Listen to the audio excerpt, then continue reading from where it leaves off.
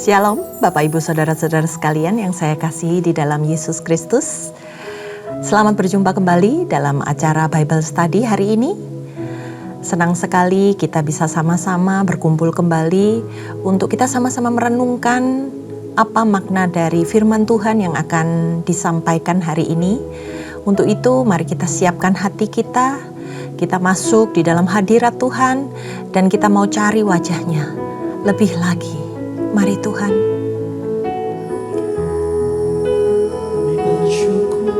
Kami hadir di hadapan-Mu Tuhan. Kami mau bawa hati kami.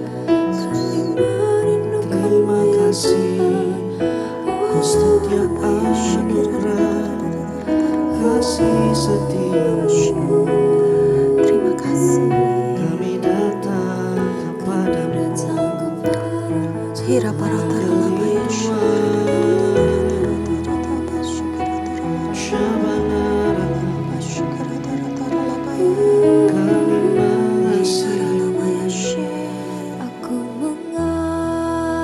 mengasihi Engkau Yesus dengan segenap hatiku. Aku mengasihi Engkau Yesus dengan segenap jiwaku. Ku renungkan firman-Mu siang dan malam. Ku pegang perintah-Mu dan ku lakukan. Engkau tahu ya Tuhan, tujuan hidupku hanyalah untuk menyenangkan hati-Mu.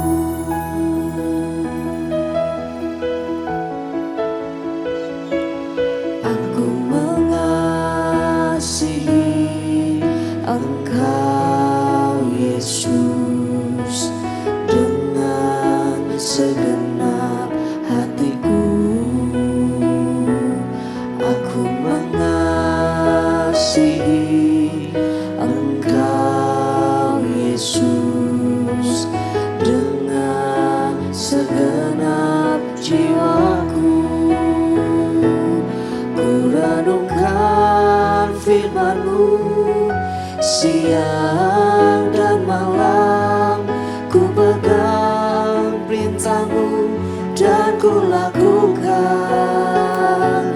Engkau tahu ya Tuhan, tujuan hidupku hanyalah untuk menyenangkan hati-Mu. Ku renungkan firman-Mu siang dan malam.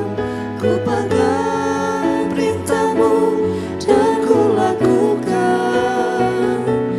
Engkau tahu ya Tuhan, tujuan hidupku hanyalah untuk menyenangkan hati-Mu.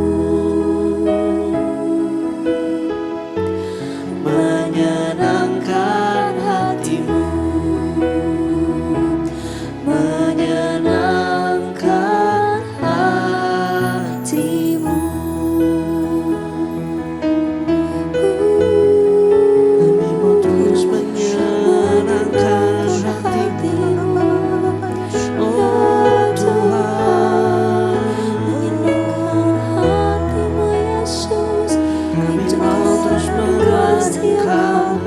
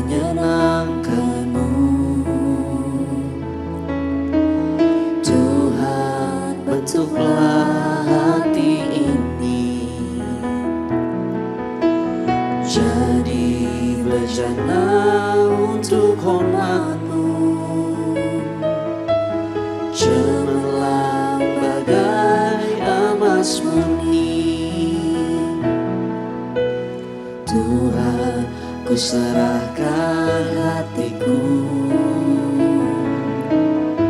semua ku berikan padamu.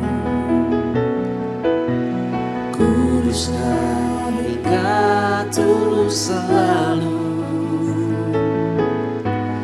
agar aku menyenangkanmu, menyenangkanmu, senangkanmu. Hanya itu kerinduanku, menyenangkanmu, senangkan hatimu. Hanya itu kerinduanku.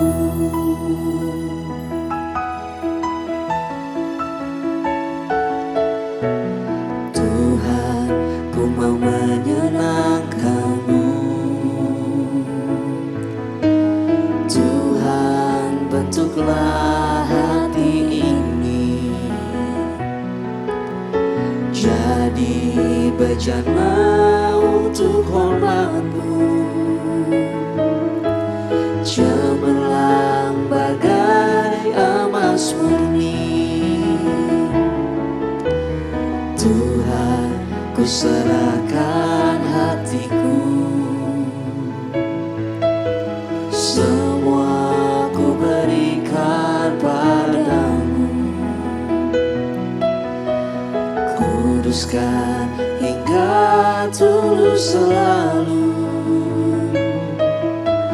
agar aku menyenangkanmu,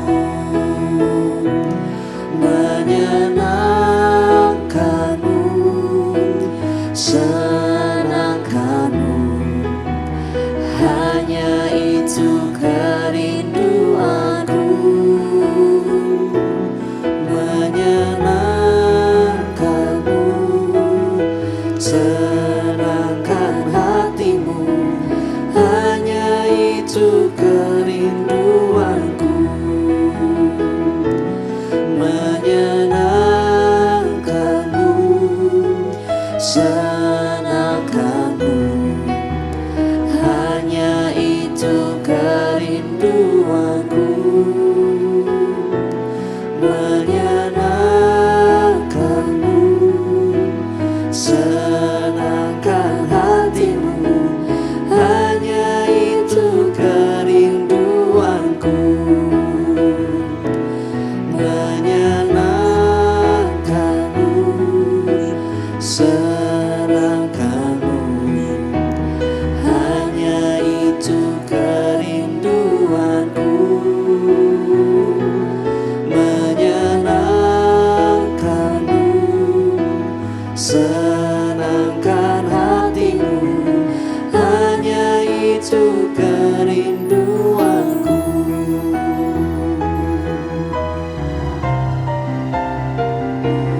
Menyenangkanmu, senangkanmu. Hanya itu kerinduanku, menyenangkanmu, senangkan hatimu. Hanya itu kerinduanku, menyenangkanmu, senangkanmu.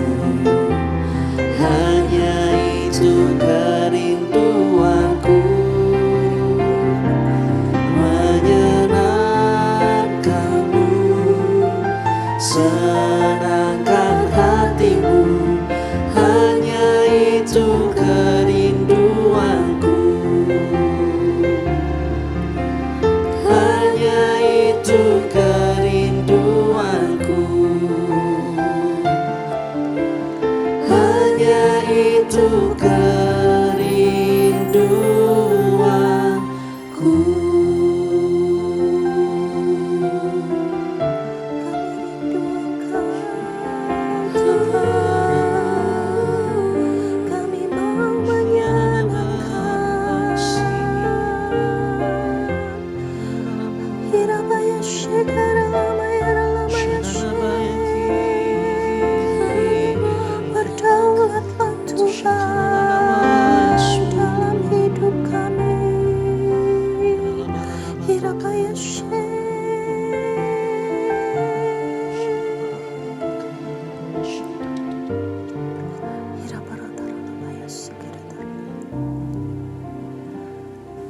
Kerinduan kami Tuhan hanya untuk menyenangkan Engkau ya Bapa, melalui segala apapun yang kami lakukan. Termasuk pada saat hari ini kami mau duduk diam di hadirat-Mu. Kami mau belajar ya Tuhan. Biar kami dibukakan ya Bapa. Biar kami diterangi oleh terang firman Tuhan. Biar itu yang memimpin jalan-jalan hidup kami ya Bapa, menjadi serupa dan segambar dengan Engkau. Mari Tuhan, melalui Bible Study hari ini, kiranya kami dapat menerima sebuah pewahyuan baru. Kiranya kami semakin memahami betapa cinta akan Taurat Tuhan itu membuat kami diperkaya. Dan ketika kami dengan hati yang benar datang ke hadapan-Mu, itu adalah sebuah ibadah yang menyenangkan hati-Mu ya Tuhan.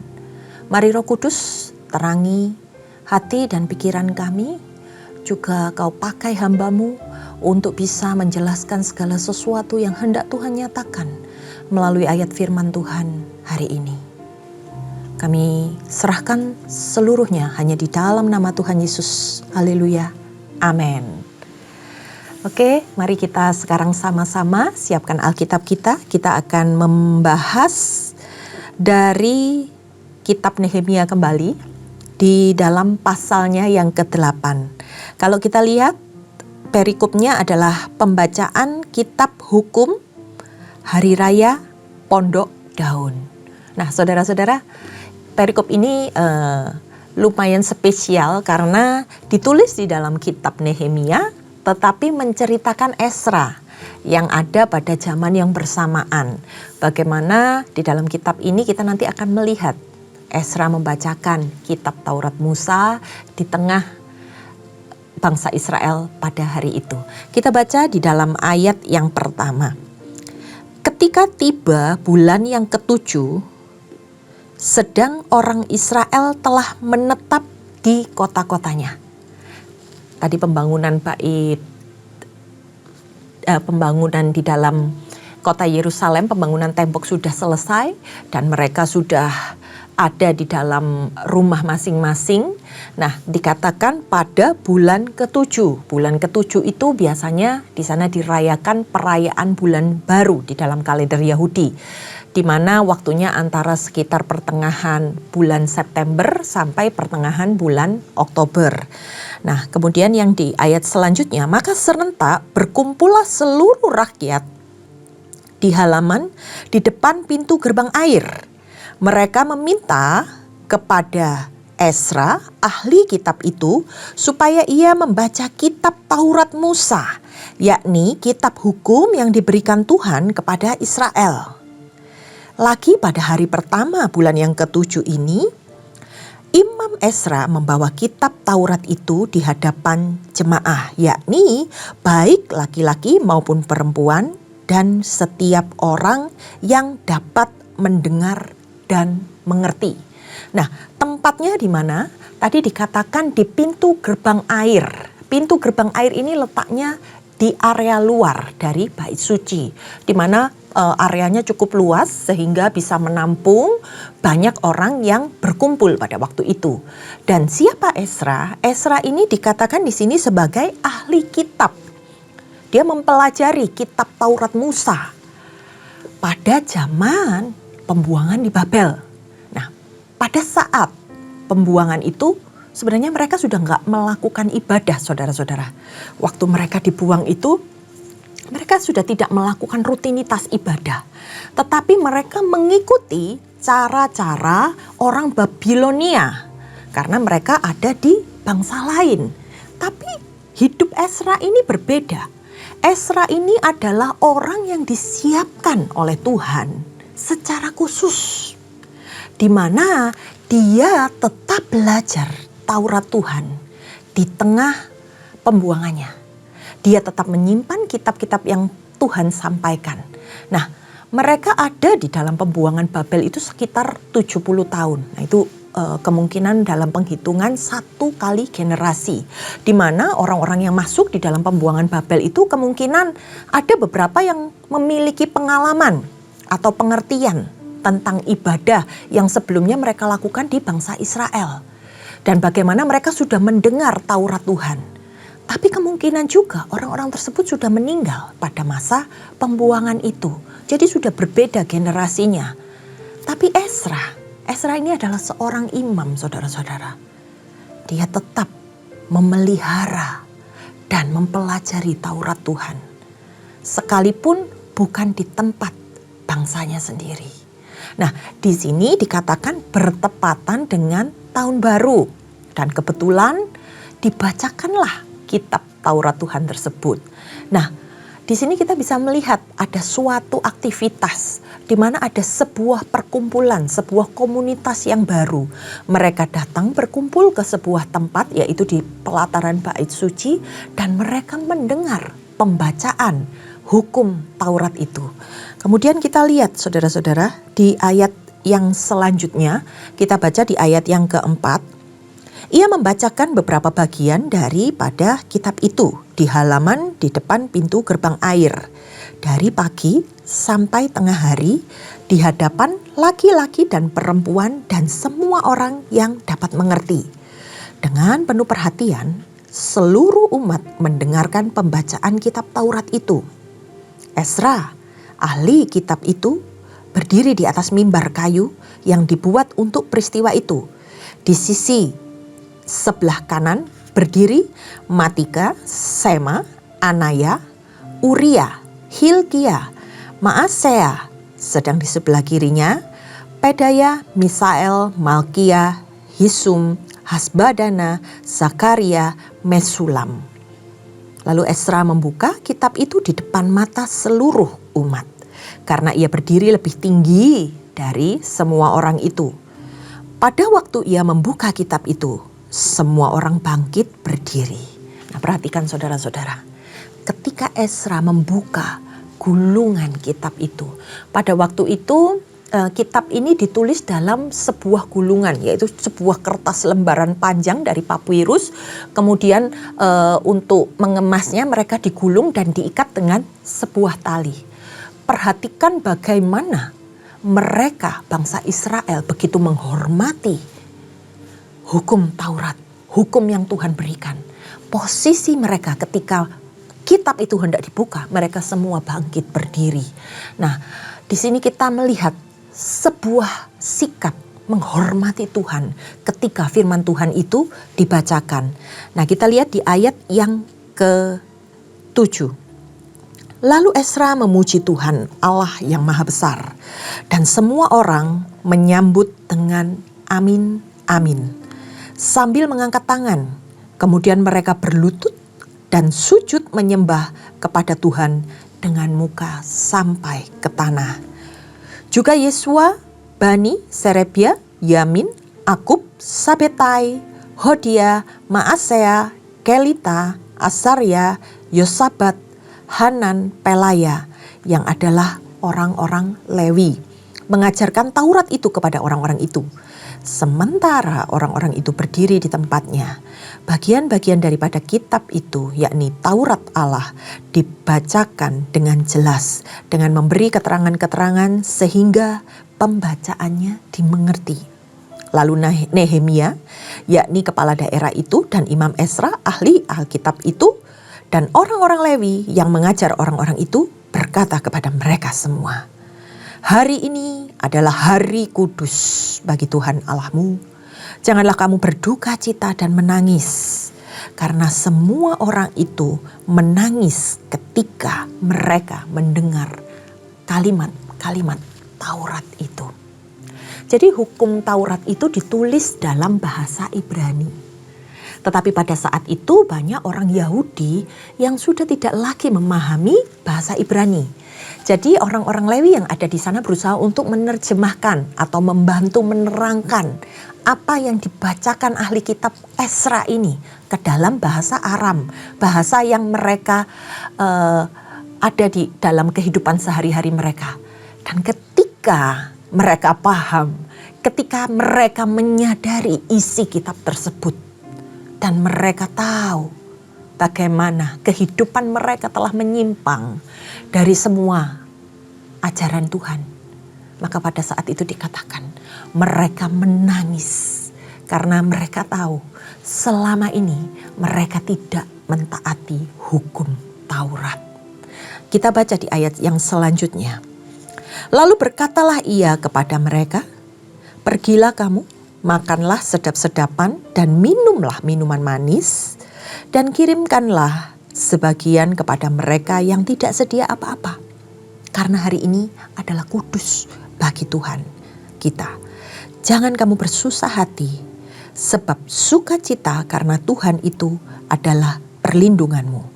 Juga orang-orang Lewi menyuruh semua orang itu supaya diam dengan kata-kata, tenanglah, hari ini adalah hari kudus, janganlah kamu bersusah hati. Maka pergilah semua orang itu untuk makan dan minum, untuk membagi-bagikan makanan dan berpesta ria, karena mereka mengerti segala firman yang diberitahukan kepada mereka. Nah, menurut salah satu terjemahan, sedap-sedapan itu artinya adalah potongan-potongan lemak. Jadi potongan-potongan lemak ini biasanya merupakan bagian yang terbaik dalam kurban bakaran. Nah, di situ mereka diperintahkan untuk mereka membagikan makanan yang artinya sebuah kasih terhadap sesama manusia. Mereka yang berkelebihan berbagi berkat kepada mereka yang kurang beruntung. Nah, di sini kita melihat kasih itu dinyatakan, kasih itu mulai dipraktekkan di dalam kehidupan mereka. Ayat yang ke-14, pada hari yang kedua, kepala-kepala kaum keluarga seluruh bangsa, juga para imam dan orang-orang Lewi berkumpul pada Ezra, ahli hukum Taurat itu, untuk menelaah kalimat Taurat-Taurat itu. Maka didapatinya tertulis dalam hukum yang diberikan Tuhan dengan perantaraan Musa, bahwa orang-orang Israel tinggal di dalam pondok-pondok pada hari raya bulan yang ke-7. Dan bahwa di semua kota mereka dan di Yerusalem harus disampaikan berita dan pengumuman yang berbunyi, pergilah ke gunung, ambillah daun pohon zaitun, daun pohon minyak, daun pohon murad, daun pohon korma, dan daun dari pohon-pohon yang rimbun, guna membuat pondok-pondok sebagaimana tertulis.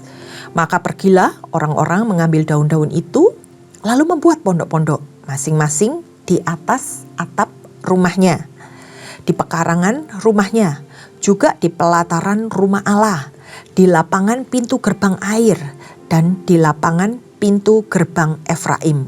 Seluruh jemaah yang pulang dari pembuangan itu membuat pondok-pondok dan tinggal di situ. Memang sejak zaman Yosua bin Nun sampai hari itu, orang Israel tidak pernah berbuat demikian. Maka diadakanlah pesta ria yang amat besar. Bagian-bagian kitab Taurat Allah itu dibacakan tiap hari, dari hari pertama sampai hari terakhir. 7 hari lamanya mereka merayakan hari raya itu. Dan pada hari raya yang ke-8 ada pertemuan raya sesuai dengan peraturan. Nah, saudara-saudara, mereka melakukan tepat seperti apa yang disampaikan oleh hukum Taurat yang diberikan atas perantaraan Musa. Mereka juga melakukan segala ritual yang ada dalam hukum Taurat tersebut. Dan di situ dikatakan mereka merayakan hari raya pondok daun. Mereka mencari daun-daun dan membuat pondok-pondok dalam pekarangan rumah mereka, entah itu di atas dan juga di pelataran rumah Allah yang kemungkinan dibangun oleh para imam ataupun orang-orang Lewi juga. Nah, mereka merayakan yang namanya perayaan pondok daun sebagai hari raya tahunan orang Yahudi, salah satu hari raya tahunan orang Yahudi. Nah, pondok-pondok ini menyimbolkan tentang apa? Disimbolkan adalah sebagai perlindungan Allah, di mana mereka tinggal di dalam pondok-pondok itu selama 7 hari lamanya. Untuk apa? Untuk mengenang masa-masa pengembaraan mereka, nenek moyang mereka ketika mereka ada di padang gurun, di mana mereka hanya hidup di dalam pondok-pondok, tapi mereka merasakan bagaimana penyertaan Tuhan. Mereka mengingat kembali bagaimana kebaikan dan penyertaan Tuhan di sepanjang kehidupan bangsa Israel. Dari mereka keluar dari tanah Mesir sampai mereka menempati tanah perjanjian Tuhan. Nah, perhatikan saudara-saudara. Bahkan ketika di tengah keadaan yang kacau balau sekalipun, Tuhan bisa tempatkan orang-orang yang dikhususkan oleh Tuhan. Orang-orang yang memang benar-benar dipilih oleh Tuhan. Untuk apa? Mengadakan sebuah pemulihan. Di mana mereka diminta oleh Tuhan untuk melakukan ibadah seperti yang Tuhan kehendaki. Dari masa ke masa, bahkan sampai hari ini, apa yang Tuhan mau tetap kita kerjakan. Tetap ada orang-orang yang Tuhan taruh, tetap ada orang-orang yang Tuhan percaya untuk melakukan segala sesuatu seperti apa yang sudah Tuhan tuliskan. Jadi kalau hari ini kita membaca firman Tuhan, kita merenungkan apa yang terjadi pada keadaan mereka di zaman itu dan apa yang terjadi pada kehidupan kita hari ini. Bersyukur kita punya Tuhan yang sama. Bersyukur kalau penyertaan Tuhan itu masih ada. Dan bersyukur kalau Tuhan masih pakai beberapa di antara kita untuk tetap menjadi pembawa berita dari firman Tuhan. Saudara-saudara, kita tahu bahwa keadaan hari-hari ini bukanlah hari yang mudah untuk kita lewati. Setiap orang mempunyai pergumulan masing-masing. Tetapi percayalah bahwa ketika firman Tuhan itu disampaikan, sama seperti ketika mereka mendengar dari Imam Ezra tentang apa yang disampaikan oleh firman Tuhan pada saat pembacaan itu. Mereka menangis sebagai respon. Karena mereka tahu apa yang sudah terjadi di dalam kehidupan mereka. Betapa mereka mendukakan hatinya Tuhan. Betapa mereka telah berlari demikian jauh dari apa yang sudah Tuhan tetapkan, dari hukum-hukum Tuhan. Hari ini saudara-saudara, secara khusus kalau Anda ada di dalam Bible Study hari ini, saya yakin dan percaya ada sesuatu yang sedang Tuhan nyatakan. Mari kembali kepada apa yang Tuhan perintahkan. Mari kita hidupi hukum-hukum Tuhan. Karena kita tahu bahwa Tuhan menetapkan segala ketetapan ini untuk kita pelihara dan kita lakukan. Dan saya yakin percaya saudara-saudara, ketika kita meresponi dengan benar, ketika kita melakukan apa yang menjadi bagian kita, Tuhan berperkara di dalam kehidupan kita. Tuhan akan merestorasi, Tuhan akan memulihkan keadaan kita. Jadi bukan hanya sekedar membaca, bukan hanya sekedar kita mendengarkan, tetapi kita merenungkannya sampai menjadi sebuah rema di dalam kehidupan kita. Sampai kita mendapatkan sebuah pewahyuan dari apa yang Tuhan sampaikan dari ayat demi ayat. Dalam Bible Study ini kita dibawa dari pasal demi pasal, ayat demi ayat dari firman Tuhan. Supaya kita bisa mengenal siapa Allah yang kita sembah. Supaya kita bisa tahu jalan-jalan Tuhan. Supaya kita bisa menekuni apa yang Tuhan hendak ajarkan di dalam kehidupan kita. Dan sampai akhirnya kita bertemu muka dengan Tuhan. Untuk itu saudara-saudara, buat saudara-saudara yang sampai hari ini taat dan setia untuk tetap mau belajar, untuk tetap mau mengikuti Bible Study, percayalah, Anda diperkaya oleh firman Tuhan. Anda akan mendapatkan sebuah wawasan yang baru, yang gak akan dapat diambil oleh siapapun. Dan saya yakin dan percaya, semuanya akan menjadi berkat yang tidak ternilai di dalam kehidupan kita. Pembacaan firman Tuhan dari Nehemia 8 telah selesai, tapi saya yakin dan percaya, kita akan tetap terus dikuatkan, kita tetap terus diteguhkan, dan kita akan tetap terus melakukan kehendak Tuhan sampai waktunya Tuhan tiba. Mari kita tundukkan kepala, kita satukan hati. Hamba-Mu mengucap syukur Tuhan, kalau kami boleh hari ini sebagai orang yang dikhususkan oleh Tuhan untuk belajar firman Tuhan. Apapun yang disampaikan oleh firman Tuhan ini, kami menangkap bahwa ada bagian kami ya Tuhan yang harus kami kerjakan untuk menghidupi firman Tuhan. Kalau kami boleh dibacakan, kalau kami boleh dijelaskan, kalau kami boleh mengerti segala sesuatunya, ini semua hanya untuk hormat kemuliaan nama-Mu. Biar kami ya Tuhan semakin hari, semakin diterangi oleh firman-Mu. Biar setiap perkataan kami mengutarakan apa yang menjadi isinya Tuhan. Biar setiap pikiran-pikiran kami diterangi oleh firman Tuhan. Dan kami percaya ya Tuhan, dimanapun Tuhan letakkan kami akan menjadi berkat di sana. Kami akan tetap terus naik dan tidak pernah turun. Kami tetap akan selalu menjadi kepala dan bukan ekor. Beracaralah Tuhan di dalam kehidupan kami. Kami serahkan Tuhan segala sesuatunya hanya di dalam nama Tuhan Yesus Kristus. Terima kasih saudara-saudara yang sudah mengikuti Bible Study ini. Dan sampai jumpa pada hari berikutnya. Tuhan Yesus memberkati.